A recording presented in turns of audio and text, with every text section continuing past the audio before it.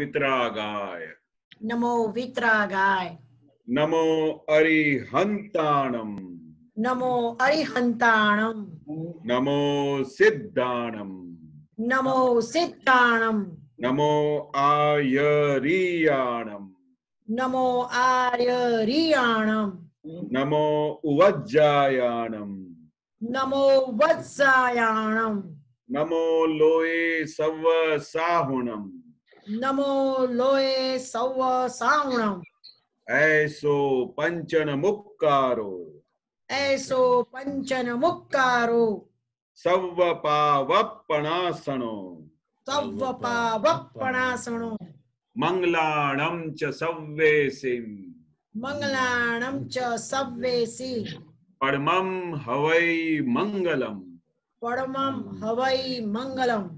ओम नमो भगवते वासुदेवाय ओम नमो भगवते वासुदेवाय ओम नमः शिवाय ओम नमः शिवाय। जय सच्चिदानंद जय सच्चिदानंद जय सच्चिदानंद जय सच्चिदानंद। આપણે હેમાબેન ને ક્વેશ્ચન છે. હેમાબેન બોલો. મારા બે ક્વેશ્ચન છે. ઓકે. પહેલો ક્વેશ્ચન એ છે આ નૌકા મંત્ર જે બોલ્યા ને આપણે હા નૌકા મંત્ર આપણે જે બોલ્યા પડમમ હવઈ મંગલમ પડતા વર્તે મંગલનમ એવું એક પદમાં આવે છે અને એક આ ચોપડી છે એ પુસ્તકમાં લખેલું છે નૌકા મંત્ર એની नीचे આ વાક્ય લખેલું છે તે કવિરાજ એમાં શું કહેવા માંગે છે? પડમમ હવઈ મંગલમ તો બોલીએ છે કડકડાટ બોલી જઈએ છે પણ એનો મીનિંગ શું થાય છે એ જરાક સમજાવો. અચ્છા પડમમ હવાઈ મંગલમ આ જે દાદાએ જે ત્રિમંત્ર આપ્યું છે ને તે દરેક ધર્મમાં જે વૈષ્ણવ ધર્મ હોય કે જૈન હોય કે એના માટે એ તો બધાને ખબર છે કે આ મંત્ર જોડે આપેલું છે પણ પડમમ હવાઈ મંગલમ એટલે આખા બ્રહ્માંડની અંદર જે કંઈ પણ મંગલમાં મંગલ હોય ને આ મંગલનું મંત્ર છે એટલે આના સિવાય બીજો કોઈ મંગલ કોઈ મંત્ર જ નથી આ બ્રહ્માંડમાં. એટલે પડમમ હવાઈ મંગલમ એટલે સર્વ પ્રકારે મંગલમાં મંગલ આ ત્રિમંત્ર છે. એટલે દાદાએ એમને બહુ વખાણ કરેલી છે કે આના સિવાય બીજો કોઈ મંગલ પેલું મંત્ર જ નથી. પડમમ હવાઈ મંગલમ એટલે મંગલમાં મંગલ આ મંત્ર છે. એટલે દરેક પ્રકારના બધા મંગલના કાર્ય થઈ જાય મંગલ તમારું જે કંઈ પણ હોય તે મંગલ થઈ જાય. એટલે આપણે જેવી રીતે વિધિઓ નથી કરાવતા મંગલ ઘર પ્રવેશ કરાવીએ તે મંગલ થાય. દરેક પ્રકારનું ઘરમાં હોય કે બહાર આપણા આત્મા માટેનું હોય દરેક પ્રકારે આ મંગલમાં મંગલ મંત્ર છે એવું કહેવા માંગે છે. એ દાદાએ આ રીતે એક્સપ્લેન કરેલું છે કે ભાઈ આ મંગલ એક જ વાક્યમાં કરેલું છે. એટલે દાદાજી અહીંયા આગળ જ્યારે આવ્યા હતા ને 82 થી 87 સુધીમાં આ મંત્ર અમે દેરાસરમાં ગયા હતા. જૈનનું દેરાસર હતું અમારે જયેશ ડોક્ટર લઈ ગયો હતો ત્યારે અમે એક ગાડી ગઈ હતી બધા બોલતા હતા અને દાદા કે કોઈ જગ્યાએ આપણે ગોઠવવાનું નથી પણ આપણે જઈને દર્શન કરી આવીએ એટલે અમે દર્શન કરવા ગયા. તો દર્શન કરવા ગયા પછી બહાર આવીને દાદા બેઠા એટલે બધા દાદાએ પેલી માળા પહેરેલી ને એટલે બધા જો આજુબાજુના માણસો જોતા હતા એટલે દાદા પાસે પછી આમ ડોક્યું કરતા હતા કે પ્રશ્ન પૂછીએ એટલે દાદા કે એક જણ તમે મંત્ર બોલાવો એટલે એમાં મેં આ મંત્ર બોલાયો તો આ વાક્ય જ્યારે આવ્યું ને તો દાદા બોલ્યા એવું હવે મને એટલું બધું ફ્લેશ થાય છે કે આ વાક્ય એ વખતે દાદા બોલ્યા એટલે કે આ મંત્રને અંદરથી હું પઠન કરું છું એટલે હું મારો આય પઠન કરે છે એટલે જો પ્રતિષ્ઠિત આત્મા ઉભો કરે તો હું એવું સમજુ છું એવું કે પ્રતિષ્ઠિત આત્મા જે ઉભો કરે તો એ પઠન કરે છે બીજાને સંભળાવવા પઠન નથી કરતો અંદરનો પ્રતિષ્ઠિત આત્મા પઠન કરે છે એટલે બધું મંગલ થવા માંડે. તમે સમજાવ્યું જુદી રીતે સમજાયું પણ મને હમણાં ફ્લેશ થયું હતું આ વાત. પણ દરેક વખતે દાદાએ પેલા જે કોઈ પણ એવું એવિડન્સ હોય તો એ વખતે દાદાનું વિજ્ઞાન તો નીકળ્યા જ કરતું હતું અને હા દરેક વખતે દાદાની એ જ વસ્તુ માટે નવી જ વસ્તુ નીકળતી હોય. એ હા અમે નાનપણથી અનુભવ કરતા હતા કે જ્યારે પણ દાદા એક વાક્ય કહેતા હોય તે દરેક સંજોગ પ્રમાણે એનું કઈ જાણે કે દરેક વસ્તુનું અલગ અલગ પર્યાયો ખીલતા જતા હોય. બરાબર છે. કેવળ જ્ઞાન કેવી વસ્તુ છે કે તમારે દરેક વસ્તુ તમારે અલગ રીતે બધા ઝડક્યા જ કરે, બધા વાક્યો, દરેક વસ્તુ આત્માની જે અનંત બધી પેલા જે એમના પર્યાયો છે બધું દેખાયા જ કરે. તો એ સેમ જ વાક્ય ઘણી વખતે ઘણા મહાત્મા પણ એવું કહેતા હતા કે દાદા ગઈ વખતે તો તમે આ વસ્તુ આવી રીતે કહેતા હતા, પણ એ દરેકને અનુલક્ષીને પણ જ્ઞાન નીકળતું હોય. જ્યારે જ્યારે જે સામે કોઈ મહાત્મા હોય એને કઈ રીતે એમની લેવલ હોય અને એમને કઈ જગ્યાએ એમની લેવલ હોય એ પ્રમાણે પણ દાદા એમને એક્સપ્લેન કરતા હોય છે. બરાબર છે, બરાબર છે. પણ આજે આ વાક્ય સામાયિક હું કરું ને એમાં મને આ વાક્ય દેખાયું હતું ત્યારે દાદા આવું બોલતા હતા એવું મને આજે મારે જ્ઞાન લીધે તો 38 વર્ષ થયા, હવે ફ્લેશ થાય છે બધા વાક્યો. દાદાના બધા વાક્યો છે ને બધા ફ્લેશ થાય અંદર. ફ્લેશ થાય. હા, અને બીજું શું કે જેવી રીતે તમારે અંદરની પરિણીતિ બધી આમ ડેવલપ થતી જાય ને, અંદર પર્યાયો બધા વાદળ બધા ખસતા જાય તો બધા પરમાણુ અંદર બધા ખીલતા જાય. એટલે તમને પોતાને જ દરેક વાક્ય દાદાનું જે અમે વાંચીએ ને, અમે કેટલી વખતથી આવું થયા કરે છે કે જે એક વસ્તુ અમે ફરીથી વાંચીએ ને તેનાથી નવી જ એની અંદર ઉગાડ થતું હોય. દાદા શું કે તમારા હવે જેવી રીતે તમારી ડિગ્રી આગળ વધતી જશે એવી રીતે ઉગાડ વધતું જશે, તમારું અંદર ખીલતું જશે. કારણ કે છેવટે તો આપણે કેવળ જ્ઞાન તરફ જવાનું છે અને કેવળ જ્ઞાન વસ્તુ બહુ મોટી વસ્તુ છે. એમાં એક આત્માના પર્યાયો તમને દેખાય, આત્માનો એક ગુણ દેખાય, આત્માનો એક વસ્તુ દેખાય. એટલે એ જેવી રીતે દરેક મહાત્માની અંદર ડેવલપમેન્ટ થતી જાય, અંદર બધા આવરણો તૂટતા જાય, એવી રીતે દાદાની આખી સાયન્સ તમને આમ ખીલતી જાય. તમારે પછી કઈ પ્રયત્ન કરવું નહીં પડશે, આમ સહજ રીતે જ બધું તમને આમ ઝડક્યા જ કરશે દરેક વસ્તુ. એવું આ દાદાએ તો આ એટલા માટે કહેતા હતા ને, આ તીર્થંકરોનું મેં વિજ્ઞાન આપેલું છે કે જેવી તેવી વસ્તુ નથી આપેલી. એટલે દાદાની આ વસ્તુ જે તીર્થંકરોનું વિજ્ઞાન આપેલું છે એટલે મોક્ષે લઈ જવા માટેનું વિજ્ઞાન છે. એટલે આ આપણી જેવી રીતે 360 ડિગ્રીએ આપણે પહોંચીશું ત્યારે એની મેળે જ દાદા કહેતા હતા કે તમને ઘણી વખતે આ દાદા પ્રશ્ન પૂછતા હતા ને તો દાદા કે આપણે એ સ્ટેશન પર જયારે પહોંચીશું તો એની મેળે જ તમને બધું દેખાશે. એટલે હવે તમારે હવે તમારે થાય ગજબનું થાય કે દાદા પણ મને એવું હેમાને એવું થાય કે દાદા હતા, દાદા મને જ વારે વારે પૂછે, પ્રશ્નો પૂછવાનું તો કે હું બોલકણી હતી એટલે મને પૂછે કે તું પ્રશ્ન પૂછ, ગમે ગાડો પ્રશ્ન પૂછ, જવાબ નીકળે પછી મારા સામું જોઈને પાછો પ્રશ્ન નીકળે.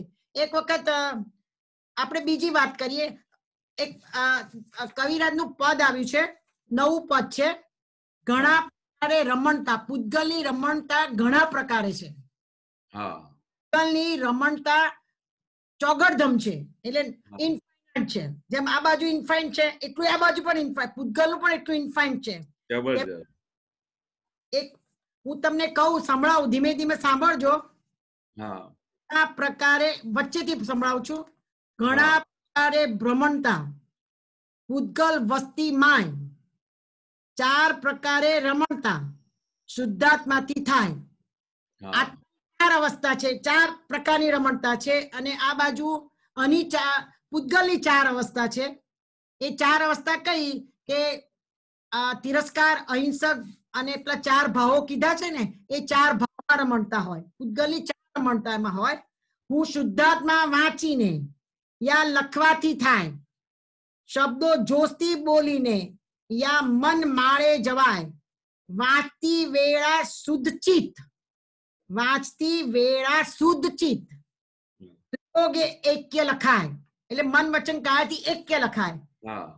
બોલે વાણી શુદ્ધ થઈ, મનથી જ્ઞાની દેખાય. મનથી જ્ઞાની ક્યારે દેખાય એ તમે સમજાવો મને. મારે સામાયિકમાં વાક્ય આટલા પદો મૂક્યા હતા પણ એ દેખાતું નતું, ગુંગળું દેખાતું હતું. એ શું છે, એ શું કહેવા માંગે છે કે મનથી જ્ઞાની દેખાય એટલે શું કે તમારે જ્યારે દાદા કહેતા હતા કે જેટલું તમારું અંદરથી પ્યોર થતું જશે ને એટલું તમારે જ્ઞાની દેખાશે. કારણ કે આ છે ને, આ દાદા નથી કહેતા આડી ત્રાસી કપટની તાકો દિશત નાઈ, ભગવાન કેમ નથી દેખાતા? કારણ કે જ્યાં સુધી આ કપટની જે પેલી આખી વોલ છે ને તૂટશે નહીં ત્યાં સુધી ભગવાન દેખવાના જ નથી. જ્ઞાની ક્યારે દેખાય? તમે પ્યોર થઈ જાઓ, ટ્રાન્સપરન્ટ થઈ જાઓ. એટલે તો દાદાએ કહ્યું ને કે જ્યાં સુધી આ મન વચન કાયાની એકાગ્રતા ના રહે ત્યાં સુધી તમે ટ્રાન્સપરન્ટ ના થઈ શકો, ત્યાં સુધી તમારે પ્યોરિટી ના આવે. એટલે દાદા વારે ઘડી કહેતા હતા કે અમને કહેતા હતા કે પ્યોર થઈ જાઓ, એકદમ પ્યોર થઈ જાઓ તો તમારા ઉપર શાસન દેવી દેવતાઓ ફૂલહાર કરશે. એટલે દાદા શું કહેવા માંગે છે કે જ્યાં સુધી પ્યોરિટી ના આવે, જ્યાં સુધી ટ્રાન્સપરન્સી ના આવે ત્યાં સુધી તમે ભગવાનને જોઈ નથી શકવાના. બાકી તો ભગવાન તમારી સામે હાજર બેઠા છે. દાદાએ તો ખુલ્લું કરીને આપી દીધું છે, તમારે અંદર ખુલ્લું કરીને આપી દીધું છે. હવે જ્યાં સુધી તમે અંદર એક એક વસ્તુને ભગવાન કેવા હોય, જ્ઞાની પુરુષ શું હોય એની તમારું આરાધન થાય, તમારું નિધિધ્યાસન થાય, એમની ભક્તિ થાય, જેટલું આ બધી વસ્તુ થશે ને એટલું તમારે જ્ઞાની પુરુષની તમને બધું ઓળખાણ પડશે. દાદા એટલા માટે કહેતા હતા, વારે ઘડી શા માટે કહેતા હતા કે તમે છે ને એક મહિના કે બે કે ત્રણ મહિના તમે જ્ઞાની પુરુષ સાથે જોડે રહો. જયારે જોડે રહેશો ને તો જ્ઞાની પુરુષની ઓળખાણ થશે. આ જ્ઞાની પુરુષ એટલે શું, આ કેવી રીતે ખાતા હતા, કેવી રીતે વાત કરતા હતા, આ વ્યવહાર થયું આમાં વ્યવહાર કેવી રીતે કર્યું. એટલે આ આખું જે તમે જ્યાં સુધી જ્ઞાની પુરુષની આરાધના ના થાય, જ્ઞાની પુરુષ એટલે શું, એટલે જેટલું આરાધન કરશો એટલું તમને જ્ઞાની પુરુષ વધારે ઓળખાશે, અને જેટલું વધારે ઓળખાશે એટલું તમને ભગવાન માટે એમનું અહો થશે. આ દાદા કહેતા કે તમે જ્યાં સુધી 14 લોકનો નાદ પ્રગટ થયો છે તે 14 લોકનો પ્રગટ કેવો છે, એમનો કેવી રીતે છે, કેવા એમના ગુણ છે, એ તમને ધીરે ધીરે તમને એમનું આરાધન કરો એ તમને અંદર પ્રગટ થયા કરશે. તમે એ સ્વરૂપ થયા કરશો. જેનું તમે નિધિધ્યાસન કરો એ તમને સ્વરૂપ થતા જશો. એટલે પછી જ્ઞાની અંદરથી તમને દેખાય. આ બે વસ્તુ અમને તો હું જ્યાં સુધી સમજો છું કે દાદા અમને વારે ઘડી કહેતા હતા કે, અને ઘણી વખતે સત્સંગમાં પણ કહેતા હતા કે દાદા અમને કેમ દાદા દેખાતા નથી? તમે ઘણા બધાને સપનામાં આવો છો, ત્યાં બધાની સાથે વાત કરો છો, અમને કેમ નથી થતું? કે દાદા કે તમને હજુ જ્ઞાની પુરુષની ઓળખાણ નથી પડી. તમે જ્ઞાની પુરુષ એટલે શું, ભગવાન એટલે શું, તમને ઓળખાણ નથી પડી. એટલે તમે શું કરજો, જ્યાં સુધી જ્ઞાની પુરુષનો સંપર્ક થાય ને તમે તો 1-2 મહિના એમની સાથે રહેવાનું. તમને ટાઈમ કેટલું મળે છે? કલાક માટે, 2 કલાક માટે સત્સંગ માટે આવો છો, પણ કન્ટિન્યુઅસ તો કેટલા બધા મહાત્માઓને તો એવું કહેતા હતા દાદા કે અમારી સાથે તમે 2-3 મહિનાનું એક કન્ટિન્યુઅસ જોડે રહેવાનું રાખજો. મને કહેતા હતા ને દાદા તને ભગવાન બનાવી દો, ચાલ. મેં આ તો ભગવાન બનાવી દેતો. એટલે દાદા સાથે ફરતા હતા. મને કે વ્યવહારમાં જુઠ્ઠું બોલવું પડે ને, જુઠ્ઠું બોલી ના તારે છોકરાઓને જુઠ્ઠું બોલીને લાવવાના અહીંયા આગળ. અને અહીંયા 360 કલાક ભરે ને એ થઈ જાય એવું કહેતા હતા, લાલચ આપતા હતા. અમને પણ ઘણા બધા મહાત્માઓને દાદા એ ખાસ કહેતા હતા, કારણ કે એ જયારે જોડે રહે ને ત્યારે એમને એક એક વસ્તુ દેખાય, આ કેવી રીતે બધું દેખાય. અને બીજું તમે એને ભગવાનની પાસે બાજુમાં બેઠા હો ને તો એ નિરંતર તમારા ઉપર કૃપા વરસાવ્યા કરે, ખબર ના પડે, તમને ખબર ના પડે. હું તો જયારે બેસતો હતો ને દાદાની જોડે, આમ દાદાની જે પલંગ હતી તો એને પલંગની જે દંડી હતી ને એને પકડીને રાખતો હતો, અને હું દાદાની જોડે આમ આંખમાં જોયા કરતો હતો કે દાદા મને તમે છોડીને ના જશો, તમે દાદા મને જોડે 24 કલાક મને જોડે રાખજો. પછી હું ત્યારે દાદાને જોઉં તો આમ દાદા જોઈને જોતા હતા કે આ શું બોલી રહ્યું છે, કારણ કે દાદા તો આરપાર જાણતા હતા, આરપાર દાદા એમને જોઈ શકતા હતા. તો એ બધું ભાવથી દાદા એમને પકડતા હતા કે એમનો ભાવ શું છે, એમને શું જોઈએ. અને દાદા છે ને જે તમે માંગો ને એ બધું આપી દેતા હતા. મારા તો કેટલા બધા અનુભવ છે કે મેં દાદા પાસેથી જે વસ્તુ માંગી હોય ને કે દાદા મને આવું રહેવું છે, દાદા મને આપની આશયમાં જે વિજ્ઞાન છે એવું રહેવું છે, તો એ દાદા એવી શક્તિ આપતા હતા. એટલે તો દાદા કહેતા હતા ને જે તમે શક્તિ માંગો એ આપવા તૈયાર છું. પણ એટલું મેં જોયું કે નજદીકમાં બેસવા માટે દાદા એવું ખાસ શા માટે કહેતા હતા કે દાદાનું એક જ ધ્યેય હતું કે આ જેટલા પણ જીવો છે જે મને ભેગા થયા છે હું એને કેવી રીતે મોક્ષે લઈ જાઉં, એના કેવી રીતે બધા પાપો ભસ્મીભૂત કરું, એના પર કેવી રીતે દાદા કૃપા વરસાવું. હું ઘણી વખતે દાદા બપોરની ટાઈમ દાદા જોડે રહેતો હતો તો ત્યાં દિવસ દરમિયાન એ દાદા પાસે અમેરિકાથી ચિઠ્ઠીઓ આવે, આખા વર્લ્ડ માંથી ચિઠ્ઠીઓ આવે. પછી બપોરે દાદા શું કરતા હતા, બધી ચિઠ્ઠીઓ કાઢતા હતા, અને એક એક ચિઠ્ઠીમાં શું લખેલું હોય તો અમને તો ખબર ના પડે, પણ દાદા કોઈને વાંચવા પણ આપતા નહોતા. તો એ બધી ચિઠ્ઠીઓ ખોલીને દાદા પછી આમ આમ કરીને વિધિઓ કરતા હતા. એટલે એમની શું પ્રોબ્લેમ્સ છે, એક એક મહાત્માની એટલું બધું ડિટેલમાં અંદર દાદા જાણતા હતા કે જેથી કરીને આ બધા જેટલા મહાત્માઓ મને ભેગા થયા છે તે કેવી રીતે એના બધા વિઘ્નો દૂર કરીને એમની વિધિઓ કરીને એને મોક્ષે લઈ જવું, એક જ ધ્યેય હતું દાદા. જે સુખ મને મળ્યું છે તે મારા બધા મહાત્માઓને મળે, એ જ ભાવના રહેતી હતી દાદાની. 24 કલાક રાત્રે 11 વાગે પણ હું જોતો હતો તો દાદા મોડું ચાલતું હતું અને વિધિઓ કરતા હોય. હવે કોની વિધિઓ કરતા હતા આટલી સવારથી 6 વાગ્યાથી લઈને રાત્રે 11-12 વાગ્યા સુધી, જ્યાં સુધી દાદા સૂતા નહીં, એનું કાર્યક્રમ નોન સ્ટોપ ચાલુ રહેતું. પણ એ નોન સ્ટોપ જે ચાલુ રહેતું હતું તે કોના માટે? ફક્ત મહાત્માઓ માટે. જેટલા પણ મહાત્માઓ દાદાને મળ્યા હતા, પછી અમેરિકામાં હોય કે ઇન્ડિયામાં હોય કે ગમે ત્યાં હોય, અને દરેકને યાદ, એટલે એમને યાદ કરવું ના પડે, આમ સહજ રીતે જ એમની વિધિઓ ચાલ્યા જ કરે. એટલે કેટલી બધી દાદાની કરુણા અમારા મહાત્માઓ માટેની કે આ એક એક મહાત્મા આ અમારા માર્ગ ઉપર જે મને મળ્યા છે, તેમને જેવું સુખ મને પ્રાપ્ત થયું છે એ બધા મારા મહાત્માઓને પ્રાપ્ત થયું. એક જ ભાવના. બરાબર છે. અને એટલે છેલ્લી લીટીમાં કવિરાજે લખ્યું છે, વૃત્તિ વહે નિજ ભાવમાં કેવળ અવ્યાબાદ. ખાલી નિજમાં જ વૃત્તિ રહે, બીજું ક્યાંય તમારી વૃત્તિ જાય નહીં. પોતાના સ્વ વગર તમારી બીજી વૃત્તિ ક્યાં હોય જ નહીં. પોતાના સ્વમાં, જેવી રીતે દાદા વારે ઘડી દાખલો આપતા હતા કે મહાવીર સ્વામી શું કરતા હતા, 24 કલાક પોતાના પૂતગલને જોયા કરતા હતા. નિજમાં જ વૃત્તિ રહે, બીજે ક્યાંય વિચાર માત્ર ના આવે, આત્મા સિવાય બીજે ક્યાં વાત જ ના હોય. અને બીજું બધું એમને સહજ થઈ જાય. બધું વિજ્ઞાન એવું હોય કે આત્મા કેવું છે એમને સહજ દેખાયા કરે. કારણ કે અમને આટલું જ ખાલી છૂટું કરીને આપ્યું છે. ખાલી પેલું આપણે એમનું લક્ષ્ય અને પ્રતિતિ બેસી છે, તો એ પ્રતિતિ બેસા પછી પણ આપણે કેટલું બધું નિરંતર એવું રહે છે કે હું કેશવ નથી, હું શુદ્ધાત્મા છું.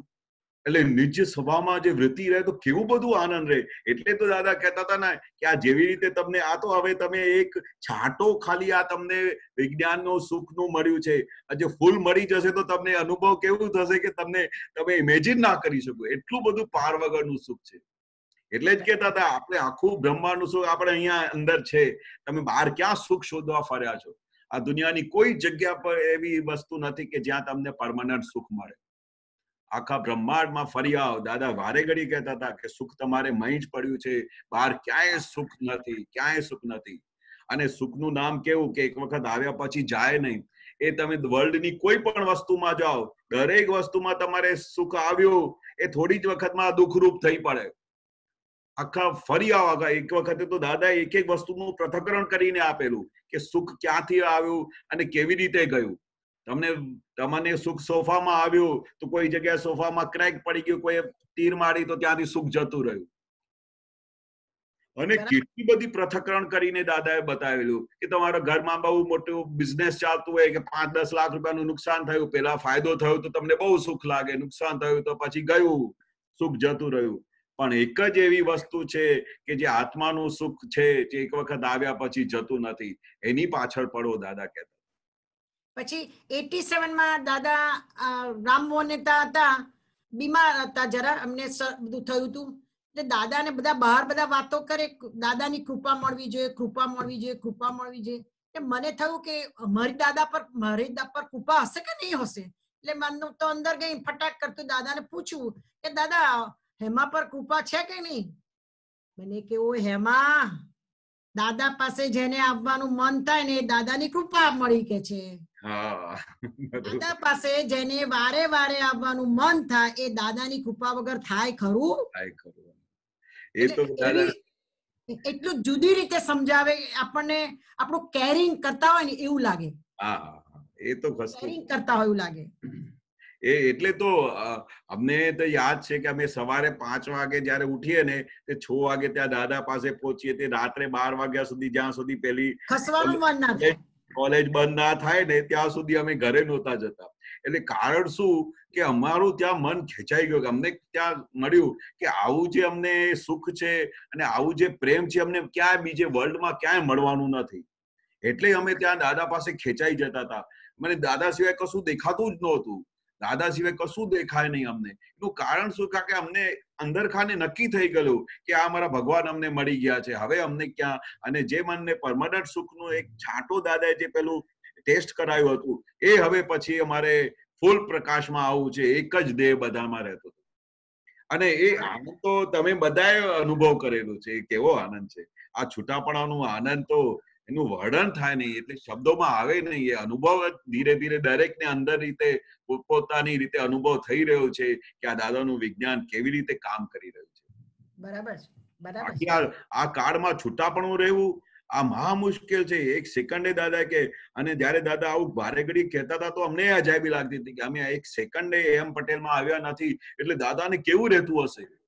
અમે તો ખાલી એક ઝબકારો થાય છે ને થોડા વખત માટે, તો એ એટલું પાર વગરનું આનંદ આવે છે. ઓહો, આ છૂટું છે. આપણે કેશવથી એકદમ તદ્દન છૂટા છીએ. આ દરેક સંજોગમાં હાજરી થાય છે. હજુ તો ખાલી પેલું હાજરી થાય છે તો એટલું આનંદ છે. તો પેલું આનંદ કેવું હશે તમે વિચાર તો કરો. પછી એક વખત દાદાજી રમેશભાઈ ખરા ને, દેવચંદભાઈ ના પેલા સાડુભાઈ, હા, તો હેમાબેન ને જવાનું થયું. અમે દાદા સાથે ગયા તો બધા દાદાના ચિત્રપટ બધા મૂકેલા મોટા મોટા અને ભીતે લટકાયેલા બધે. એટલે મને તો નવાઈ લાગે કે આટલા બધા ચિત્રપટ મૂક્યા છે. એટલે દાદા કે છે કઈક આરતી થતી હતી, આરતી પતી ગઈ, પછી કે લાકડી લાવો, લાકડી લાવો. એટલે લાકડી લાયા. પેલા ભાઈએ લાકડી લાયા કે મને કે હેમત તું નીચે ઓળખે છે, અને લાકડી મારી 2-3. એટલે મને થયું કે ચાલો મને કેમ લાકડી મારી, આ બધા હતા ને મને લાકડી મારી. મને કે તું ક્યાં ગઈ હતી? દાદા આ ચિત્રો જોતી હતી. મેં કીધું. પછી મારા બૈડો પંપારતા હતા કે મને લાકડી વાગી, મને જોરથી વાગે, ખેંચલી જાય જોરથી વાગે. દાદા મને પંપારતા હતા. પણ એ પંપારતા હતા એનો મિનિંગ એવો થાય છે, મને પછી ખબર પડી કે પંપારે ત્યારે આપણી ચંચળતા દૂર થાય એટલે પંપારે. ચંચળતા આપણી જે શરીરમાં જે પૂતગલમાં જે ચંચળતા હોય ને, સ્ત્રીમાં મારામાં તો વધારે છે, એટલે વધારે ચંચળતા દૂર થાય. એ મને આપતપુત્ર પરેશાનાને કીધું હતું કે ચંચળતા એનાથી દૂર થાય કે છે. તમારા કરે ને એટલે ચંચળતા દૂર થાય. પણ એ દાદાની પાસે તો એટલી બધી કળાઓ હતી ને દરેકની અંદર. અમને પીઠ પાછળ એટલા બધા બૂટ મારતા હતા, તો પછી એક દિવસે પૂછ્યું, દાદા આ બૂટ કેમ મારો છો? કે આ બધું અહંકાર કાઢવા માટે મારું છું. જેને 12 પગારનું અહંકાર હોય ને, પેલું દાદાના ઓપરેશન થી ના થાય તો પછી દાદા કહે ને કે અમને પછી આવા હંટર પણ મારવા પડે. મારતા હતા ને, અમે બહુ ખાધા છે. અને કેટલા બધા એ તો પકડીને મારતા હતા. અને પછી ઘણી વખતે તો વાર પકડીને આમ ખેંચતા હતા જોર જોરથી. એટલે દાદાની જે કળા છે ને, તે કઈ રીતે બધું એમનું કામ કરતા હતા, એની અંદર બધું શું પરિવર્તન લાવી દેતા હતા, એ તો એમની કળાઓ બધી હતી. એટલે બોધ કળા, જ્ઞાન કળા બધી. અને જે તે રીતે દાદા છે ને, એને આખું એમનું જે અંતસ્કરણ છે ને આખું બદલાઈ કાઢતા હતા. એ આખું દાદામાં ફિટ થઈ જતું હતું. અને એક વખત દાદામાં ફિટ થઈ જાય ને તો દાદાનું કામ થઈ ગયું. દાદા તો કેટલી વખત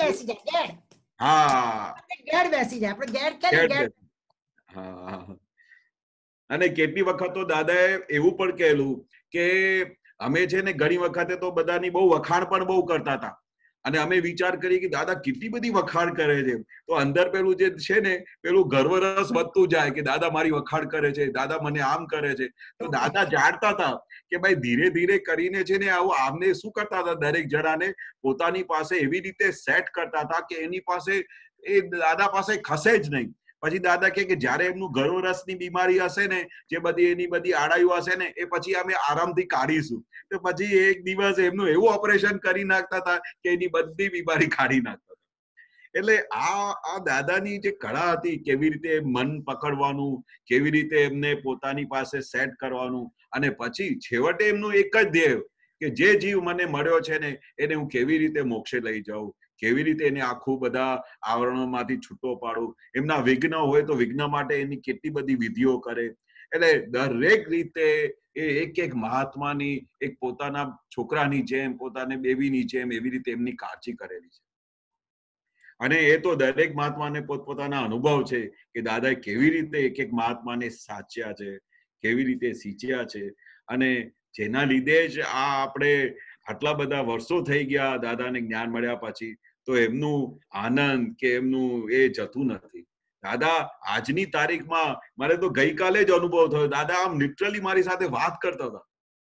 અને એવું દેખાય કે દાદા ક્યાંય ગયા નથી, અમારી સાથે બધાની સાથે હાજર બેઠા છે, દરેક સંજોગોમાં આવીને અમારી સાથે વાતો કરે છે, અમારા દરેક પ્રોબ્લેમ સોલ્વ કરે છે, અમને જે જગ્યાએ કઈ અટકણ થાય છે તો એમનું સમાધાન આપે છે. આજે પણ દાદા અમારે એક એક રીતે આમ વાત કરે, આમ લાઈવ વાત કરતા હોય છે. કોઈ બીજાને પ્રશ્ન પૂછો નહીં તો અમારી ટેપ બંધ નહીં થાય. ના ના, હું એ જ કહેતો, કોઈ મહાત્માને ક્વેશ્ચન છે? ના, એટલે તમને ઇનપુટ કરો મને. એમાં બી પદ નંબર શું હતો જરા કહેશો? પદ નંબર કશું નથી, આ તમને બતાવજો. સીડી નંબર કઈ હશે? સીડી મેં પૂછાવડાઈ છે, મારા પાસે સીડી નું નથી. ઓકે ફાઇન નો પ્રોબ્લેમ. એમાં ઘણા પ્રકારે રમણતા ટાઇટલ છે, ઘણા પ્રકારે રમણતા. ઓકે, બહુ સુંદર પદ છે આખું. બંકિમભાઈ. જય સચ્ચિદાનંદ. પ્રગટ અનુભવ જ્ઞાન સૂત્ર શ્રેણી 22 માં 14th નંબરનું છે સૂત્ર કે બને તે નાટક, કરવું પડે તે નાટક નથી. હેલો, હા બોલો કેશવાનંદજી. શું કે છે, ફરીથી બોલો. બને તે નાટક, કરવું પડે તે નાટક નથી. હવે કરવું પડે તે શું ફરજિયાતના ભાગમાં જાય એ સમજવું.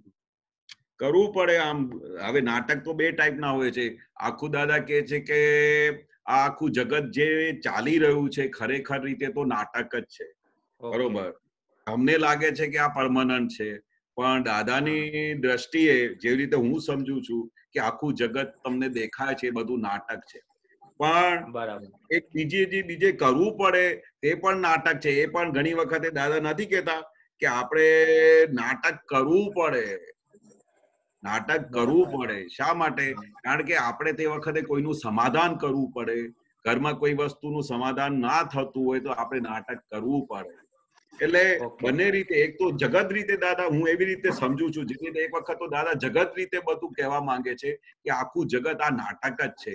આ જે બધા સંબંધો છે, મા બાપનું સંબંધ, છોકરાઓ સાથે ફ્રેન્ડશિપ, આ બધું એક નાટક રીતે છે.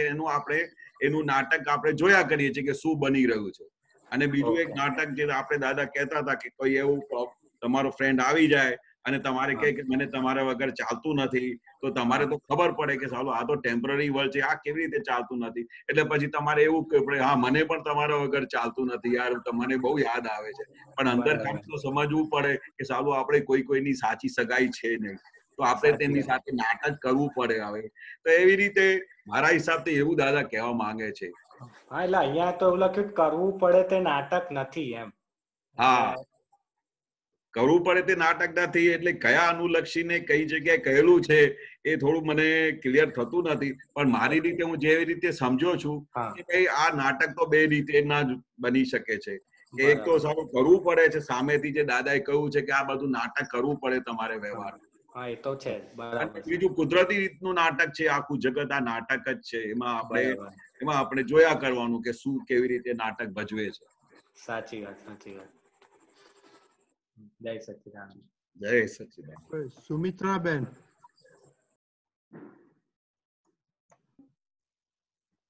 બોલો સુમિત્રાબેન. હા, જય સચ્ચિદાનંદ. જય સચ્ચિદાનંદ. પેલું કાલે શૈલેષાનંદજીએ વાણી વિશે કહ્યું હતું, આંતરવાચા અને બાહ્ય વાચા. તો બાહ્ય વાચા આપણી વાણી નીકળી જાય છે ને, તો એવું કહેતા હતા કે એક કોળવડ પડેલા છે એટલે નીકળી જાય, અને ટેપ થયેલી હોય છે. કોળવડના આધારે ટેપ રેકોર્ડ થઈ છે, અને પછી એ કોળવડ ઓળખાય તો વાણી ઓળખાય. એમ તો એ કોળવડને ઓળખવા કેવી રીતે? પ્રતિભાજી સમજાતું નથી, પેલું તમે થોડું વોઇસ ક્લિયર નથી, તો તમે કહેશો શું કહેવા માંગે છે? જય સચ્ચિદાનંદ. કેશવાનંદજી એમ પૂછે છે કે અંતરવાચા અને બાહ્ય વાચાની ગઈકાલે વાત થઈ હતી, અને જ્યાં બહાર વાણી આવે છે તે કોડ પ્રમાણે આવે છે, તો કોડ ખબર કેવી રીતે પડે? કોડ કેવી રીતે ખબર પડે? તો પેલું જે વાણી નીકળે એના પરથી ભાઈ કયા અનુલક્ષીને વાણી નીકળે છે તો આપણે ખબર તો પડી જાય ને કે કઈ રીતે અંદરથી વાક્ય આવ્યું સામેવાળાથી. એટલે આપણે તરત જ અસર કરે છે. પ્રેમની વાણી હોય છે કે પેલી કશાયની વાણી છે, એટલે એનું આપણે જયારે સામે આવે તો હું જેવી રીતે સમજુ છું કે એ કોડ એવી રીતે આપણને ખબર પડી જાય કે આ કયો કોડ ઉપરથી આવે છે. બાકી એનું કઈ નંબર કે એવું કશું હોતું નથી. એ તો અંદર સાયન્ટિફિકલી એમને ખબર જ પડે કે આ કઈ વાણી આવી સામે. હા, ક્રોધ વાળી વાણી હોય, કઈ પ્રેમ વાળી વાણી હોય, કોઈ એવી રીતે વાણી હોય, એટલું તો સમજ પડી જાય, એની ઉપરથી ઓળખાય, એનેથી ઓળખાઈ જાય. બરાબર. બીજું છે કે પાડાને વેદ બનાવ્યા, લઘુત્તમ થી ગુરુત્તમ ગુણી. હા, પાડા જેવા આપણે દાદા કે છે કે કેવા આપણે બધા ભેગા થયેલા, માઇનસ ડિગ્રી વાળા. પછી કહેતા હતા કે કોઈ કશું આવડે નહીં, અને પછી ઘણી વખતે તો એવું પણ કહેતા હતા કે આખો કચરો માલ ભેગો થયો છે. પણ આ તો જે મને ભેગો થયો તો આપણે એમને પછી એમનો હકદાર છે મોક્ષ માર્ગ માટેનો. કારણ કે સિમંદર સ્વામીને પૂછવા ગયેલા દાદા કે ભાઈ આ તો બધા માઇનસ ડિગ્રી વાળા છે, તો આ કેવી રીતે એમને હું જ્ઞાન આપું? તો પછી સિમંદર સ્વામીએ કહ્યું કે ભાઈ જે તમને ભેગા થાય એમને બધાને જ્ઞાન આપજો. કારણ કે એ કઈ તો એવો પુણ્ય લઈને આવ્યો હશે ને જેને લીધે એમને આ દાદાનો ભેટો થશે, કે દાદાની વાત સાંભળવાની મળશે, કે દાદાનું કઈ સાંભળવાનું મળશે. એ કઈ તો એવો એને પુણ્ય કરેલું હશે, એટલે જેથી કરીને તમે એને, કારણ કે આ હવે કળિયુગની અંદર નવો માલ લાવો ક્યાંથી? દાદા કે આ નવો માલ લાવો ક્યાંથી? જે કઈ છે તો આ જ માલ છે, અને આવા જ કાળની અંદર દાદા પ્રગટ થયા છે. તો હવે આપણે કરવું શું? તો એ રીતે દાદાએ એમની પરમિશન મળી. એટલે આપણે જે કઈ પણ દાદા ભગવાને જેવો પણ માલ હતો, પાસ નહીં તો પાડા જેવા હતા, તો એવા બધા જે ભેગા થયા દાદાને, તો કવિરાજે એમને કહ્યું કે અમને કશું આવડતું નથી, અમે પાડા જેવા હતા, કે આવા પાડા જેવા માણસને તમે વેદ ભણાવો, અને એને વેદ પણ કેવા ભણાવ્યા, લઘુત્તમ થી ગુરુત્તમ સુધી. એટલે તમે વિચાર કરો, લઘુત્તમ અને ગુરુત્તમ ભાવમાં આવું એટલે બહુ મોટી વસ્તુ છે. દાદાએ કહ્યું ને કે અમે લઘુત્તમમાં લઘુત્તમ છીએ અને ગુરુત્તમમાં ગુરુત્તમ છીએ. એટલે અમે લઘુત્તમમાં રહીએ ત્યારે ગુરુત્તમ પદ આવે, એટલે અમને એવા પદમાં બેસાડી દીધા, પાડાને વેદ ભણાવ્યા. એટલે આપણે એટલા પુણ્યશાળી છીએ કે પાડા જેવા હતા, ગાંડા ગેલા હતા. એટલે તો કવિરાજે લખેલું છે એક પદમાં કે ગાંડા ગેલા પણ જેવા પણ છે અમે તમારા જ છે, એટલે અમને હવે પાર પહોંચાડો. એટલે આ કવિરાજે પોતાની જે લખતા હતા, એ પોતે જે એક એક વસ્તુ અનુભવ કરતા હતા, અને દાદાની સામે એમને ભાવ થતો હતો કે હું કેવો છું, પાડા જેવો છું. તમે પાડાને કેવા વેદ ભણાવી દીધા? પાડાને કોઈ વેદ ભણાવી શકે? અને કેવા વેદ જે લઘુત્તમ અને ગુરુત્તમ, તમે વિચાર તો કરો, લઘુત્તમ અને ગુરુત્તમ ને સમજવા માટે બહુ મોટી વસ્તુ જોઈએ, કે લઘુત્તમ ભાવમાં રહે તો પછી ગુરુત્તમ ભાવમાં આવે. આ બહુ મોટી વસ્તુ. આજે તો લઘુત્તમ થવાતું નથી, આખો વખત ગુરુત્તમ થવા ફર્યા કરીએ છીએ કે મારા જેવો તો કોઈ છે જ નહીં. એ લઘુત્તમ દાદા નાના બાળકની જેમ થઈ જતા હતા. મોટા પેલા આચાર્ય હોય તો એની સામે પણ એકદમ નાના થઈ જતા હતા, કારણ કે કશું બતાડવા નહોતા માંગતા કે મારા અંદર. કારણ કે જે લઘુત્તમમાં રહે એને ગુરુત્તમ પદ આવે જ છૂટકો છે. એટલે એવી રીતે અમને કવિરાજ કહેવા માંગે છે કે અમે કેવા ગાંડા ગેલા છે, પાડા છે. તમે અમને અમારા પર શું કૃપા કરીને આ બધું શીખવાડી દીધું છે, જેથી કરીને અમે આખો વખત આનંદમાં રહી શકીએ છીએ, છૂટાપણાની જાગૃતિમાં રહી શકીએ છીએ. એવી જ્ઞાની પુરુષની ગજબની કૃપા કરેલી છે અમારા બધા પર. બરોબર. જય સચ્ચિદાનંદ.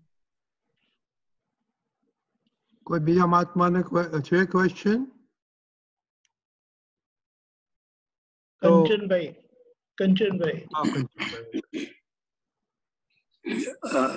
જય સચ્ચિદાનંદ કેશવાનંદજી. જય સચ્ચિદાનંદ. મારો પ્રશ્ન એ છે કે દાદા ભગવાન એવું કહેતા હતા કે તમે અમારી આજ્ઞા 70% પાડશો તો તમે મહાવિદ્ય ક્ષેત્રને લાયક થઈને ત્યાં જઈ સિમંદર સ્વામીના દર્શન કરી મોક્ષે જશો. આ 5મા આરામમાં દાદા ભગવાનને તો 356 ડિગ્રી નું જ્ઞાન થયું, તો એમને આવા પાંચમા આરામાં એમને કેમ અવતરવું પડ્યું? એ દાદાએ કહેલું ને કે અમને મોક્ષ મળતો તો છતાં રોકાઈ ગયા જાણી, અમારી ભાવના જ હતી જગત કલ્યાણ કરવાની. એમની એક જ ભાવના હતી. દાદાએ કહ્યું કે જ્યારે અમે પણ મહાવિદ્ય ક્ષેત્રમાં હતા તો આ જેટલા બધા લોકો અહીંયા દાદાની જે મહાવીરની એવું કહેતા હતા કે આ તમે જે બધા છો ને અહીંયા તે મહાવીરની સભામાં બેસીને આવેલા છો. પણ દાદા કે મહાવીરની સભામાં બેઠા હતા તો પછી અમે અહીંયા કેમ આવી ગયા? અહીંયા તો દાદા કે ચટણીના સુખ માટે તમે આવી ગયા. શું કે છે કે ચટણીના સુખ માટે આવી ગયા. તે દાદા કહેતા હતા કે અમે જોતા હતા કે તમે આ બધું આ બાજુ નીચે આવવાની આવો પ્રયાસ કરો છો, તમને એવું લાગે છે કે અહીંયા સંસારમાં સુખ છે, એટલે અમને પછી એવું થયેલું કે અમારે પછી આ બધા લોકોને અહીંયા પાછા લઈ આવવા માટે અમને પછી અહીંયા આવવું પડ્યું. પણ જો અમને કેવળ જ્ઞાન થઈ જાત તો અમે સીધા જ અમે મોક્ષે જતા રહ્યા. પણ દાદા કે અમે તે વખતે સભામાં બેઠા હતા એટલે અમે ભાવના કરી કે આ બધા જે લોકો છે એને પાછા પછી મહાવિદ્ય ક્ષેત્રે લઈ જવા છે. એટલે દાદાને કઈક એવું કુદરતી બન્યું હશે, કઈ દાદા કઈ કર્યું નથી. ભગવાન પદનું પૂરું થઈ ગયું. અને આ જ્ઞાની પુરુષનું અવતાર થવું એટલે 10 લાખ વર્ષે પ્રગટ થાય. આ બધા કેટલા બધા એવિડન્સીસ હશે, અમારા બધાની ભાવના હશે મોક્ષે જવાની. અને સાયન્ટિફિક એવિડન્સના આધારે પછી 4 ડિગ્રી દાદાને ઓછી થઈ, એટલે દાદાને 4 ડિગ્રી ઓછી થઈ એટલે દાદાએ કહ્યું કે અમે તમને કામ લાગ્યા. જો મારે 360 ડિગ્રી થઈ ગઈ હોત તો હું તો મારે કેવળ જ્ઞાન થઈ જાત, અમે સીધા મોક્ષે જતા રહેત. પણ તમારા બધાનું કલ્યાણ થવાનું હતું એટલે અમે તો બહુ ખુશ થતા હતા કે દાદા આપની 4 ડિગ્રી ઓછી થઈ, નહીં તો અમે તો રખડી પડ્યા. કેટલા અનંત કાળથી અમે ભટકી રહ્યા હતા. બરોબર, હવે તમે મળી ગયા તો હવે મોક્ષનો સિક્કો વાગી ગયો. હવે અમને ખાતરી થઈ ગઈ કે હવે અમારે મોક્ષ સિવાય બીજે ક્યાં જવાનું નથી. પણ દાદા તમને 4 ડિગ્રી ઓછી થઈ એનું અમને, પણ દાદાએ કહ્યું કે ભલે મારી 4 ડિગ્રી ઓછી છે પણ મેં તમને જ્ઞાન 360 ડિગ્રીનું આપેલું છે, અને 4 ડિગ્રી મને પછી નહીં અને તમને પચશે નહીં. શું કહ્યું? કારણ કે 5મો આરો છે એટલે બંનેને પચશે નહીં, પણ બંનેનું કામ થઈ ગયું. દાદાનું તો બહુ જબરજસ્ત કામ થઈ જ ગયું. કારણ કે 356 ડિગ્રી હોવું કઈ કેવળ જ્ઞાનને નજદીક કહેવાય, 4 ડિગ્રી કઈ ના કહેવાય. પણ અમને કામ લાગ્યું. પણ દાદાનું તો કામ થઈ ગયું, પણ અમારું બધાનું કામ થઈ ગયું. જેથી કરીને આ દાદાએ કહ્યું કે તમે જો મારી 5 આજ્ઞા પાડો, 70% પાડો તો 1-2 અવતારમાં તમે સીધા મહાવિદ્ય ક્ષેત્ર પહોંચીને મોક્ષે જતા રહેશો. એટલે હવે આટલી કોઈ ગેરંટી આપી શકે આ કાળમાં 5મા આરામાં? મોક્ષની તો કોઈ વાત જ ના કરી શકે. દાદા કહે આ તમને બધાને આ બધી વાત થઈ ગઈ છે, મોક્ષનું બધું તમારે સિક્કો વાગી ગયો છે કે તમારે દાદા કે આખો દિવસ થયા કરવું જોઈએ. ઘરે મારું કામ થઈ ગયું, હવે મારો સિક્કો વાગી ગયો, હવે હું 1-2 અવતારમાં મોક્ષે જવાનું છું. એટલું બધું આનંદ રહેવું જોઈએ કે જેની કોઈ હદ નથી. કારણ કે આ કઈ વસ્તુ સહેલી નથી આ મોક્ષ મળવું. આ જ્ઞાની પુરુષની કૃપા સિવાય ઇમ્પોસિબલ છે, ઇમ્પોસિબલ. આ તો જ્ઞાની પુરુષની કૃપા થઈ અને દાદા ભગવાને દાદા કે છે ને મારા અનંતકાળના તમારા બધાના પાપો ભસ્મીભૂત કરી નાખ્યા, ત્યારે તમને આ બધું પદ હાથમાં મળ્યું છે. અને તમારી બધી દાદા માટેની જે લાગણી, દાદા માટેનો અહોભાવ, આ તમને મોક્ષ લઈ જશે. પણ હવે આ 70% આજ્ઞામાં રહેવા માટેનો આપણો કયો પુરુષાર્થ, શું કેવી રીતે એ 70% બી આપણે પાડી શકીએ? જરૂરથી.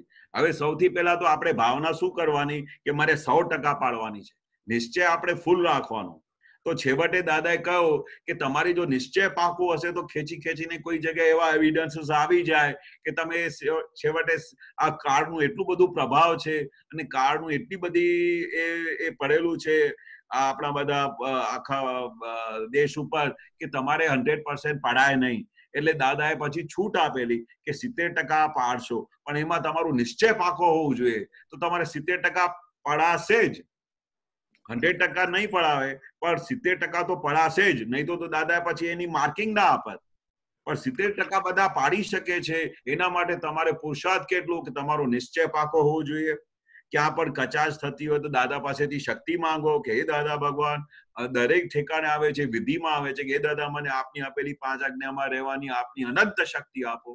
એ આપણે રોજે માંગવાની. કારણ કે કાળનો પ્રવાહ બહુ ભારે છે, વારે ઘડીએ ભૂલી જવાય છે. અને પોતાનું નિશ્ચય પાકો રાખવાનું. પોતાનું નિશ્ચય કેવી રીતે પાકો રાખવાનું? કારણ કે દાદા કહે છે કે જો તમને 1-2 અવતારમાં મોક્ષે જવું હોય તો 70% પાડજો. હવે તમારી જવાબદારી છે કે તમારે 15 અવતાર કરવા છે કે 2 અવતાર કરવા છે. એટલે આપણે આપણા મનને પકડીને પેલી કચાશમાં નહીં જવાનું, નિશ્ચયમાં જવાનું.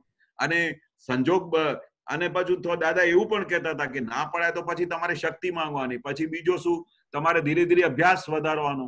રિયલ રિલેટિવ તમારે ઘરમાં 2 જણાના તો 4 જણા હોય તેમાં દેખાય. બહાર નીકળો, મોલમાં જાઓ, ગમે ત્યાં જાઓ, ત્યારે તમારે પ્રોસેસ કરવાની, રિયલ રિલેટિવ જોવાની. ઘરમાં ગમે તે સંજોગ આવે તે વખતે જ્ઞાન હાજર જ થવું જોઈએ કે આ ફાઇલનો સંભાવે નિકાલ કરવો છે. કંઈ પણ ઊંધું છતું થાય તો તરત જ હાજર થવું જોઈએ કે આ વ્યવસ્થિત છે, મન બગડવું ના જોઈએ. એટલે એ જગ્યાએ આખું ફોકસ રાખો, લાઇટ રાખો પોતાના ઉપર, જેથી કરીને તમને ખબર પડે કે તમે આખા દિવસમાં કઈ કઈ જગ્યાએ, અને જે જગ્યાએ તમારું પેલું આજ્ઞા નહીં ચુકાતું હોય તો દાદા વારે ઘડી કહેતા હતા કે રાત્રે સૂતા પહેલા તમારે એ બેસીને આંખ બંધ કરીને 15 મિનિટ 20 મિનિટ આખા દિવસનું આખું પ્રોગ્રામ જોઈ જવાનું કે મારે કયા કયા જગ્યાએ મારી આજ્ઞા ચુકાઈ. પછી એ જગ્યાએ તમારે પ્રતિક્રમણ કરવાનું કે હે દાદા ભગવાન, આ જગ્યાએ મને વ્યવસ્થિત હતું પણ મેં ત્યાં વ્યવસ્થિતની આજ્ઞા ના પાડીને એના પર ગુસ્સે થઈ ગયો. હું ક્ષમા માંગુ છું દાદા, મને શક્તિ આપો અને મને આવા સંજોગ જ્યારે પણ આવે ત્યારે મારે આ આજ્ઞા હાજર રહે એવી અમારા પર શક્તિ આપો અને અમારા પર કૃપા વરસાવો. દાદા કે તમે તમારું એક નિશ્ચય પાકું હશે ને તો મારી શક્તિ બધી કામ કરશે. તમારું નિશ્ચય ડગું પચું હશે તો મારી શક્તિ પણ કામ નહીં કરશે. આ તમારે છે. એટલા માટે તો દાદા કહેતા હતા કે તમારે 1-2 અવતારમાં જવું છે કે 15 ભાવમાં જવું છે એ તમારે ડિસાઈડ કરવાનું છે. મેં તો તમને એવું વિજ્ઞાન આપી દીધું છે, એવી આજ્ઞા આપી દીધી છે કે જે તમને 1-2 અવતારમાં મોક્ષે લઈ જ જશે એવી ગેરંટી આપી છે દાદાએ. પછી આપણે દાદા કહે છે કે મેં તમને બધું કરી આપ્યું છે, હવે આટલું તો તમારે કરવું પડે ને, આટલું તો પુરુષાર્થ કરવું પડે ને. એના માટે નથી થતું તો એના પ્રયોગ કરવા પડે. શા માટે નથી થતું પોતાને એનાલિસિસ કરવું પડે. કઈ જગ્યાએ આપણું મનચિત્ત બહાર જાય છે, કઈ વસ્તુમાં હજુ અમારું ચિત્ત અટકેલું છે, કઈ જગ્યાએ હજુ અમારે બીજી બધી વસ્તુઓમાં સુખ આવે છે, એ બધું એનાલિસિસ કરીને પોતાને કોન્સન્ટ્રેટ કરીને પોતાના સ્વ તરફ લઈ આવવું પડે. જો આપણે વહેલા 1-2 અવતારમાં મોક્ષે જવું હોય, બાકી બધી આપણી જવાબદારી છે. એટલે તો દાદાએ કહ્યું ને, you are wholly solely responsible for yourself. બીજો કોઈ તમારા માટે જવાબદાર જ નથી. તમારે મોક્ષે જવું છે કે નથી જવું, ફરી તમારે 10 વખત જન્મ લેવા છે, તમે જ રિસ્પોન્સિબલ છો. તમારી જ બધી ગોઠવણ છે. અમે તો તમને સહજ રીતે આખું વિજ્ઞાન આપી દીધું છે, આખી સમજણ આપી દીધી છે અને તમને આખો રસ્તો ખુલ્લો કરીને આપી દીધો છે. હવે તમારે ડિસાઈડ કરવાનું છે કે કેવી રીતે ને ક્યાં જવાનું છે. બરાબર બરોબર છે. બરાબર. જય સચ્ચિદાન. જય સચ્ચિદાન. કોઈને ક્વેશ્ચન છે? Anybody? ના હોય તો આપણે એક કેશવાનજી એક સૂત્ર હું મૂકું છું.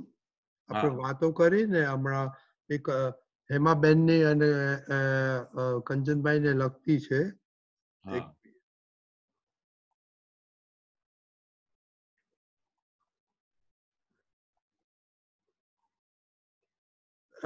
પૂતગલ સુખો એ ભયંકર દુઃખોનું રૂપાંતર છે. આમાં થોડું બેકગ્રાઉન્ડ કહું તમને. થોડો ટાઈમ પહેલા અમે એક્સપેરિમેન્ટ કરેલો આપણે દીપક આનંદજીનો કે આપણે પૂતગલમાંથી કેટલું સુખ લે છે, અને એ મેં થોડો અખતરો કરેલો. તો એમાંથી તો ઓબ્ઝર્વેશન આવ્યું કે સવારથી સાંજ ઉઠો એટલે આપણે ઉઠ્યા, તમે બ્રશ કર્યું તો કેવી મજા આવી, તમે નાસ્તો કર્યો તો કેવી મજા આવી, સૂતા તો કેવી મજા આવી. એ બધું એક્સપેરિમેન્ટ થયો. પછી ખ્યાલ આવ્યો કે જો તમે એ જોનારા નહીં થાવ તો આ બધું પૂતગલનું સુખ જાય અને આપણું અંદરનું સુખ ગયું. પણ એટલે આ પૂતગલની સુખ કે ભયંકર દુઃખનું રૂપાંતર છે, એ જરા સમજાવો ને.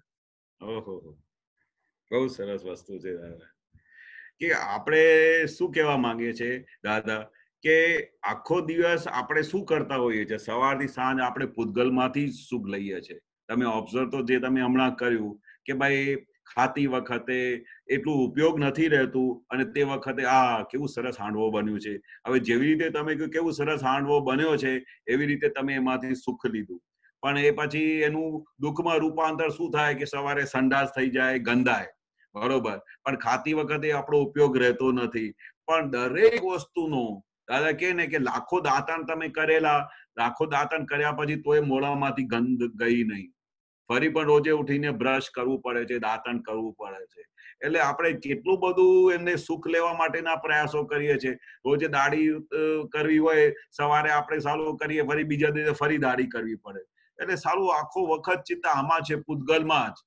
કપડા પહેરવામાં, ફરવામાં, આમાં દરેક ઠેકાણેથી પૂતગલ શું કરે છે? સુખ લેવાનો પ્રયાસ કરે છે. પણ એન્ડ ઓફ ધ ડે એ દરેક જ્યાંથી સુખ લેવાનો પ્રયાસ કરે છે એમાંથી છેવટે દુઃખનું રૂપાંતર થાય છે.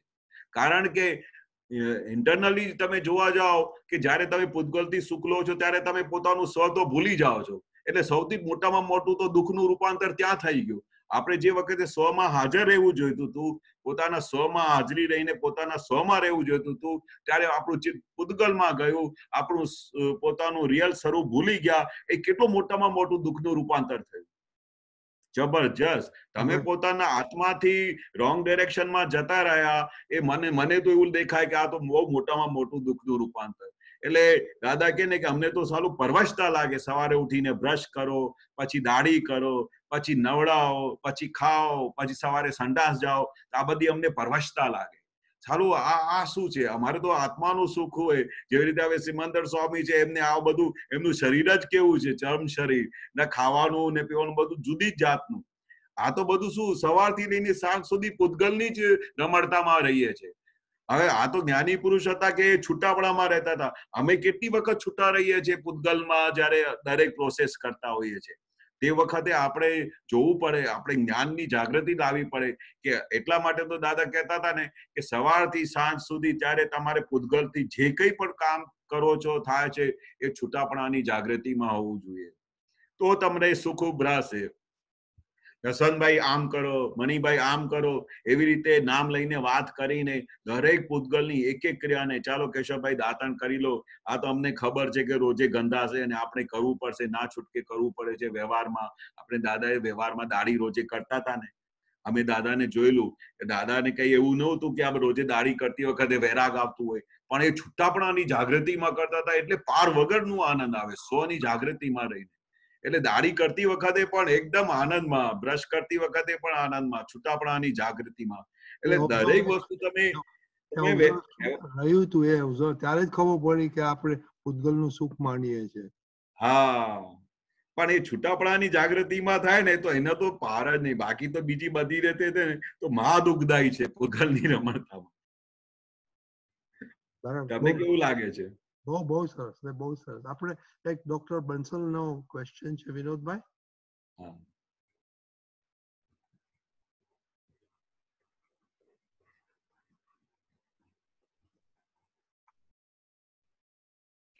हाँ बोलिए विनोद भाई। जय सच्चिदानंद। जय सच्चिदानंद। एक दादा भगवान ने कहा कि व्यवहार बहुत इंपॉर्टेंट है, लेकिन एक ऐसा भी कहा है कि व्यवहार सुपरफ्लुअस तरीके से व्यवहार में सुपरफ्लुअस रहना है. तो ये दोनों में कैसे मेल बैठता है कि ये इंपॉर्टेंट है और सुपरफ्लुअस रहना है? आवाज क्रैक हो रहा है थोड़ा, फिर से प्रतिभानंद जी તમને સંભળાય છે? એમણે એમ કીધું कि एक तरफ दादाजी ने बताया है कि व्यवहार सुपरफ्लुअस है और व्यवहार इम्पोर्टेंट है, तो ये दोनों का मेल कैसे पड़ता है? हाँ हाँ बरोबर। अभी दादा क्या कहना चाहते हैं कि व्यवहार के बेसमेंट के ऊपर निश्चय खड़ा है। व्यवहार तो ऐसा है नहीं कि जैसे अभी हमने शादी किया है तो दादा ने ऐसा नहीं बोला कि अपने वाइफ को छोड़ के आओ, बच्चों को छोड़ के आओ और सीधा में तुमको मोक्ष लेगा, ऐसा कोई सिस्टम नहीं है। वो तो संसार का सिस्टम है, बरोबर। पर ये ज्ञानी पुरुष ने पूरा विज्ञान दिया है, और विज्ञान कैसा दिया है कि रियल रिलेटिव तुमको दिखाई दे और व्यवहार की तरीके से अच्छी तरह से उसका संभाव से निकाल करो। तभी तो दादा ने वो आज्ञा दी, तीसरी नंबर की आज्ञा कि फाइलों का संभाव निकाल करो। वो क्या है? वो व्यवहार है। और व्यवहार तो क्या है? वो निकाल ही है। वो तो निकाल आपको वैसे भी अज्ञान दशा में तो वैसे भी व्यवहार पूरा होता है, पर इसमें तो समझ के साथ पूरा होता है, आज्ञा के साथ पूरा होता है, जो आप संभाव से निकाल करते हो। और बाकी व्यवहार को नॉर्मली क्या है कि वो उसका संभाव से निकाल करना है, पर वो व्यवहार कैसा होना चाहिए? सुपरफ्लुअस होना चाहिए। वो परमानेंट नहीं होना चाहिए कि भाई जैसे व्यवहार में आप ऐसा इन्वॉल्व नहीं होना चाहिए कि भाई आपको उसको वो परमानेंट लगे, क्योंकि व्यवहार वो सुपरफ्लुअस होना चाहिए कि भाई जैसे वो आपको ही अंदर पता होना चाहिए, बाहर को पता ही नहीं चले। सुपरफ्लुअस का मतलब क्या है कि तुम्हारा बच्चा है, वो आके फीस मांगता है, तो उसको व्यवहार से सब समझाना पड़ेगा, आज नहीं तो कल मैं दूंगा, पर उसके अंदर अरे अभी उसको फीस नहीं दूंगा तो ये हो जाएगा, वो नहीं जाएगा, वो उसके अंदर सुपरफ्लुअस रहने का मतलब टच नहीं हो जाना चाहिए। फिर वाइफ का रिलेशन हो, संसार में फ्रेंडशिप का हो, बाहर कोई भी जगह पे हो, वो सुपरफ्लुअस होना चाहिए, ऊपर छेला। गुजराती में ऐसा बोलते हैं, ऊपर छेला।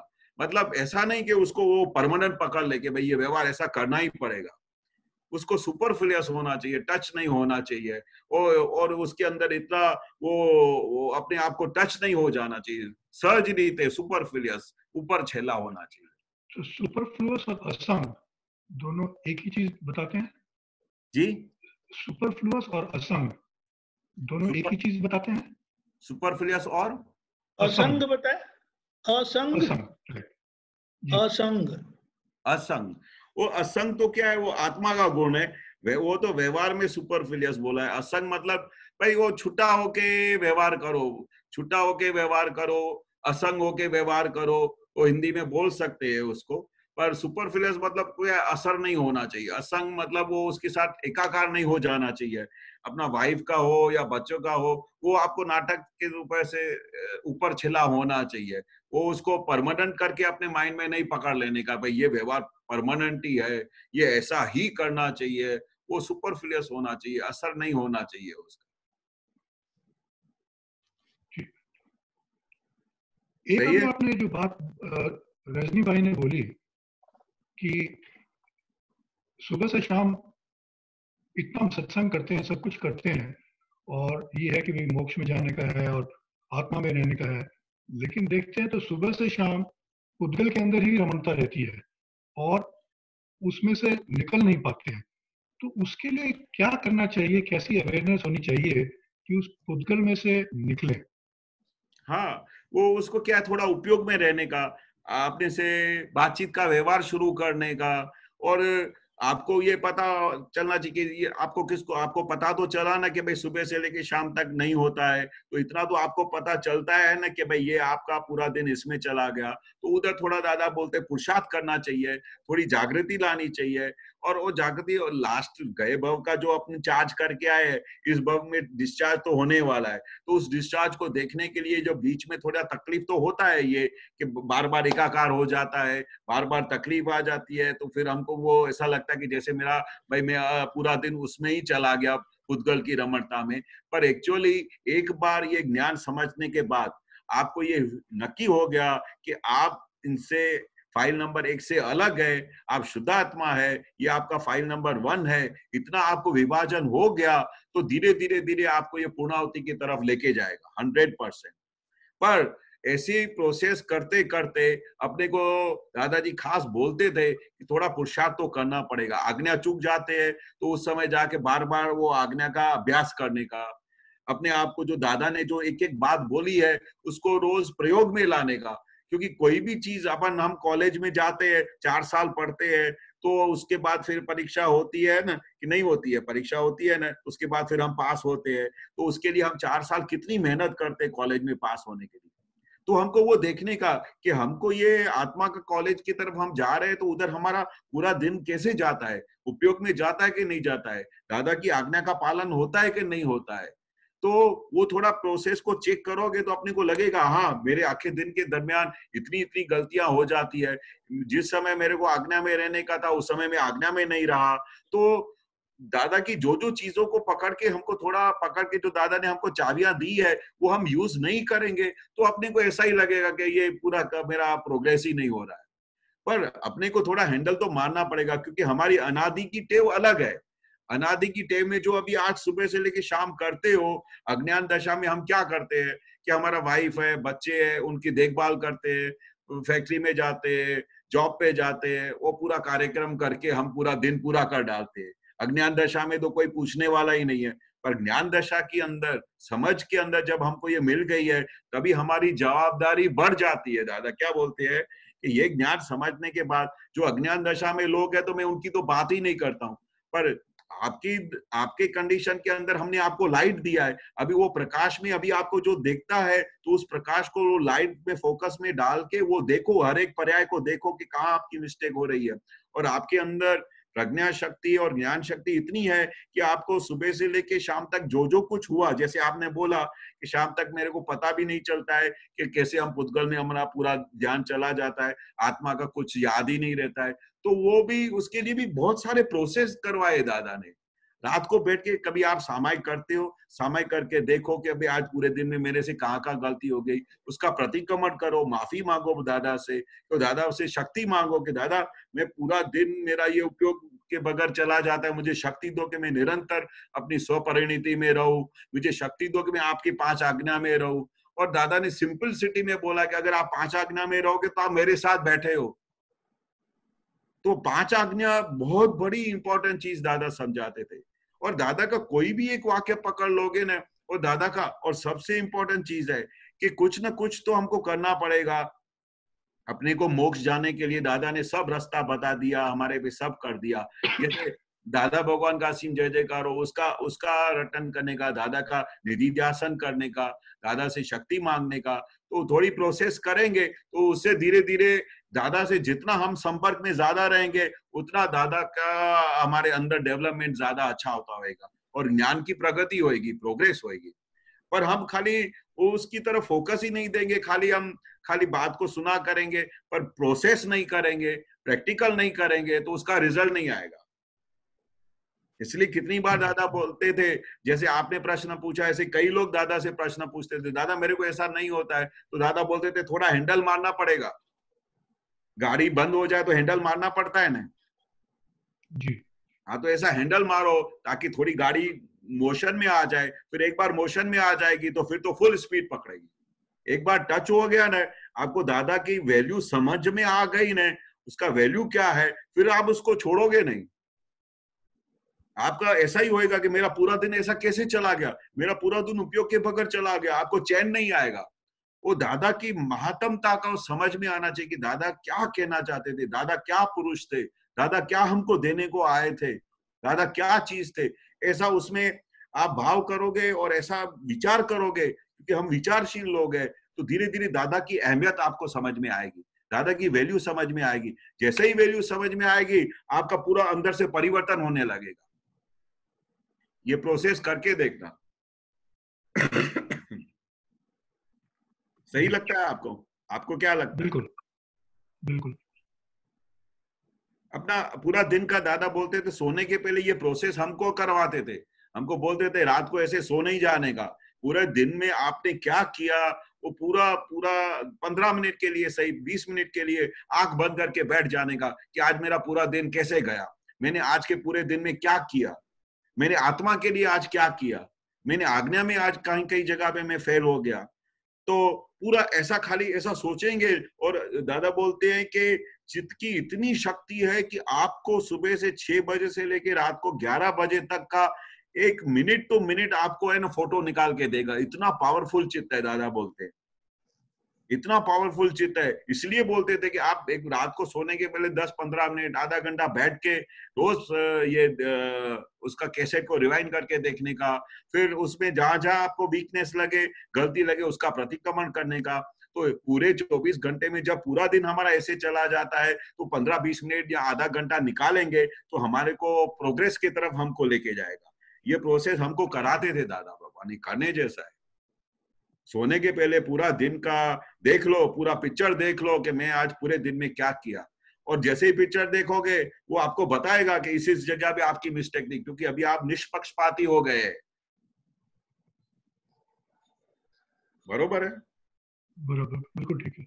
ઓકે, મહાત્મા ટાઈમ થઈ ગયો છે એટલે હવે આપણે કોઈ ક્વેશ્ચન હોય તો same time tomorrow will be another satsang. પણ કેશવજી ત્રિમંત્ર બોલાવો. વિનોદ, આપ follow the Trimantra with Keshavji. Okay Vinod, and welcome back. હા.